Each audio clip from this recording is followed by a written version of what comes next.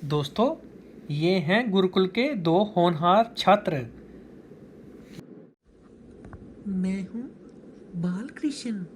आप सबको मेरा प्रणाम है। मैं हूँ करण। मैं भी इस गुरुकुल का छात्र हूँ। बालकृष्ण और करण दोनों ही गुरुकुल के होनहार और मेरे प्रिय छात्र हैं। इन दोनों में से किसी को उत्तम घोषित करना मेरे लिए बहुत कठिन कार्य है, और इसी कार्य को करने के लिए मुझे इनकी एक और अंतिम परीक्षा लेनी होगी। मित्र बालकृष्ण, आज सायंकाल में हमें आचार्य ने नदी के तट पर बुलाया है। ठीक है मित्र कर्ण, आज सायंकाल हम नदी के तट की ओर चलेंगे।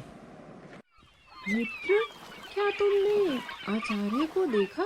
वो तो कहीं दिखाई ही नहीं दे रहे। नहीं मित्र, मुझे आचार्य के बारे में कोई जानकारी नहीं है। प्रिय शिष्यों, मैं यहाँ पहुँच चुका हूँ और तुम दोनों के लिए पहेली नुमा चुनौती लाया हूँ। जो भी आप दोनों में से इस पहेली को हल करेगा, वो इस वर्ष का उत्तम छात्र घोषित किया जाएगा। ये बालकृष्ण,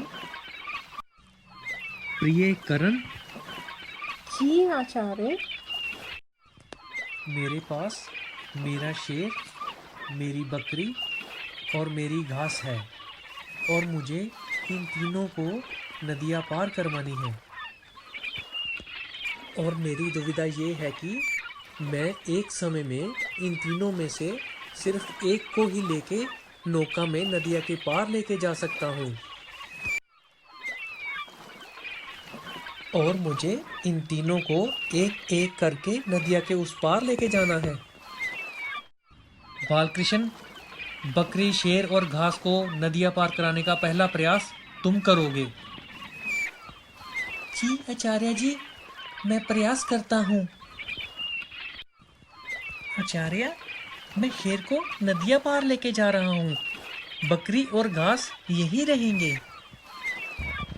बालकृष्ण, अगर तुम शेर को पहले नदिया पार लेके जाओगे तो पीछे से बकरी घास खा जाएगी, इसलिए बकरी और घास को इकट्ठा नहीं छोड़ा जा सकता। तो आचार्य, मैं पहले घास को नदिया पार लेके जाता हूँ। बालकृष्ण, अगर तुम घास को पहले नदिया पार लेके जाओगे तो शेर और बकरी यही रह जाएंगे, और शेर बकरी को खा जाएगा। नहीं, ये उचित नहीं है। क्षमा कीजिए आचार्य, मुझे कुछ भी सूझ नहीं रहा है। मुझे तो ये बिल्कुल नामुमकिन लग रहा है। तो बालकृष्ण, क्या तुम अब आगे प्रयास करना नहीं चाहोगे? क्या ये तुम्हारा अंतिम निर्णय है? जी आचार्य, क्षमा करें, ये मेरा अंतिम निर्णय है। तो क्या तुम बालकृष्ण के नामुमकिन को मुमकिन करने का प्रयास करोगे, या फिर खुद को इस चुनौती से बाहर कर हार स्वीकार करते हो? नहीं आचार्य जी, मुझे ये चुनौती बिल्कुल स्वीकार है। आचार्य जी, प्रथम प्रयास में मैं आपकी बकरी को नदियाँ पार करवाऊंगा। आचार्य जी, शेर और घास अभी इसी तट पर रहेंगे, क्योंकि शेर घास नहीं खाता।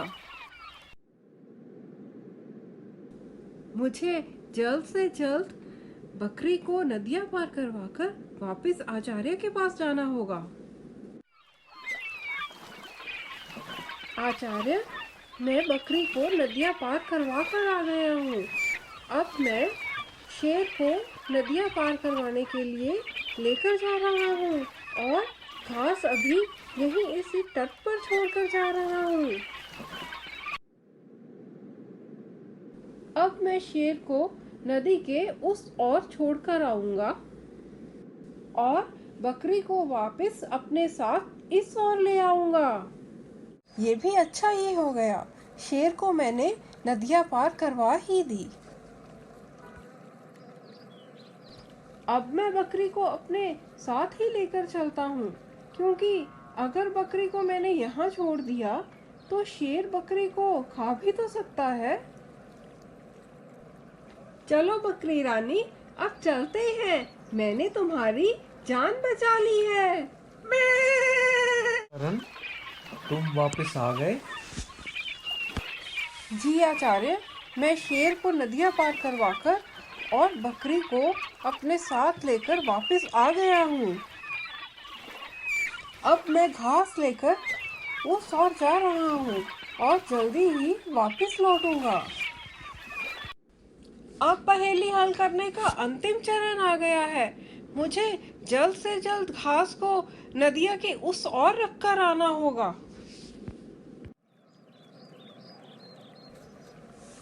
शेर भी यही है और घास भी यही है, लेकिन मैं इन दोनों को यहाँ छोड़ सकता हूँ, क्योंकि शेर तो घास खाता ही नहीं है।